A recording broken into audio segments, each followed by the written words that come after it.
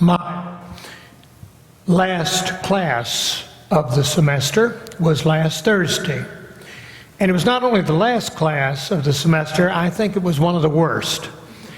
And it was not that great a class because it was the last class. And there's a lot of pressure on a teacher in the last class because you got to kind of sum up the whole semester. You've got to hit those foci that may have skipped the students during the semester. You got to add what you think you forgot to put in earlier in the semester, and that's just a recipe for a muddled, long class. In my college, we had a tradition of, in the springtime, a faculty member would be asked to give the last lecture. And it didn't mean that that was the last lecture the faculty member would ever give, was leaving. It was that which is most important. If you were giving your last lecture, what would be the summation of what you've tried to teach here at the college? Well, tonight, as you know, we gather for the Last Supper. We gather to hear an account of Jesus' final meal with his disciples with whom he had shared so many meals. And there at the table, in effect, Jesus has his last class, his last lecture. And we should like that because Duke Memorial likes to think of ourselves as a kind of intellectual church. We're the church for thinking people. That's how we like to think of ourselves. There are other churches, maybe, that try to reduce the gospel to a bumper sticker, fit on the back of a car. Maybe they want to put the Christian doctrine down on the lowest shelf so anybody can reach it. But not us. No, at Duke Memorial, we are a thinking person's church. We've got a lot of academics in our congregation. In fact, when we had a consultant back in January, as he was leaving, he said to me, I don't know when I've been in a congregation with as many thoughtful, able lay people, with as many wonderful theologians right here in the congregation. And I said, yes, it is quite an amazing church. He said, I wouldn't want to serve it. I would find that exhausting. Well, tonight, Jesus sums it all up.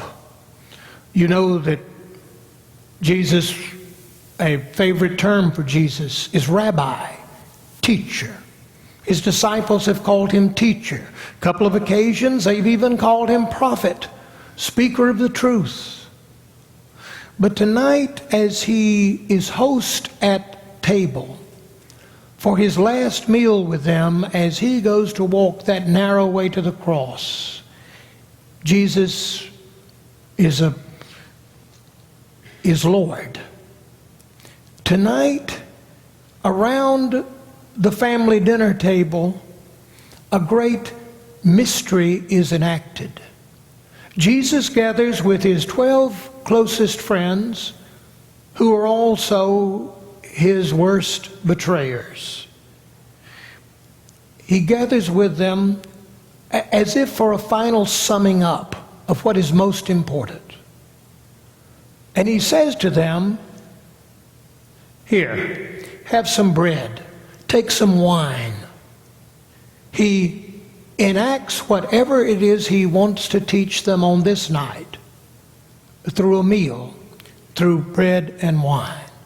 You know that there is some truth that is so deep and complex that, well, as we sometimes say, it is too deep for words. We know that there is that mysterious realm in which what we want to say cannot be said. It can only be enacted. We sometimes say to people, don't tell me, show me. And that is what we get tonight around the table. This one who is host at this table is not only the way and the life, he is the truth. But there is something within his truth that cannot be adequately expressed and known except through here. Have some bread. Have some wine. And in a way, this seems so typical of Jesus. He says to us, not, now think about this, but he says, do this. Do this in remembrance of me. You know that when he called his disciples, he did not say to them at the beginning, now, I want you to think about me. He didn't even say, I want you to feel deep spiritual feelings about me. He said, follow me. Here is truth that must be enacted. Jesus is no philosopher urging serene, detached contemplation, but he is the one that asks for discipleship, for enacted faith. And therefore, how typical, when he comes to the end, to that final summing up, he says, in effect, fellas, this is what it was all about. This is what it all means. This bread, my body. This wine, my blood, poured out for you. John Calvin, great Christian theologian, wrote extensively a treatise on the meaning of this table, the meaning of this meal. And after about 50 pages of heavy theological rumination, he said, I think I would rather experience it than explain it. Calvin also said, God loves us so much that God never forgets we are creatures. And so God deals with us not as some kind of disembodied angels, but rather God deals with us as creatures. There may be a lot that we do not understand about the faith, but everybody here understands what it's like to be hungry. Everybody here understands what it means to be invited to a banquet that you didn't think you were going to get an invitation to. And that's how Jesus deals with us.